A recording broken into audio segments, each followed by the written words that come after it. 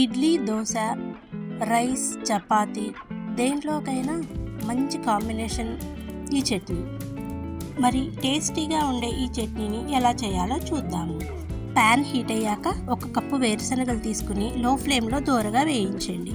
ఇవి దోరగా వేగాక సగం కప్పు నువ్వులు కూడా వేసి అవి చిటపటలాడాక వేరొక ప్లేట్లోకి తీసి చల్లారనివ్వండి. ఇప్పుడు అదే ప్యాన్లో 2 టేబుల్ స్పూన్ల ఆయిల్ వేసి పచ్చిమిర్చి, టమాటోలు, ఉల్లిపాయలు వేసి మూత పెట్టి మగ్గించండి.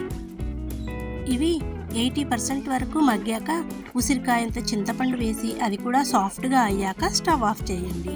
ఇప్పుడు వేరుశనగలు, నువ్వులు మిక్సర్ జార్లోకి తీసుకుని పల్స్ మోడ్లో మెత్తగా గ్రైండ్ చేసి మగ్గించిన పచ్చిమిర్చి, టమాటోలు వేసి తగినంత ఉప్పు వేసి మెత్తగా గ్రైండ్ చేయండి. చివరిలో ఉడికించిన ఉల్లిపాయలు, వెల్లుల్లి రెబ్బలు వేసి ఒకసారి మెత్తగా గ్రైండ్ చేయండి. ఎంతో టేస్టీ చట్నీ రెడీ.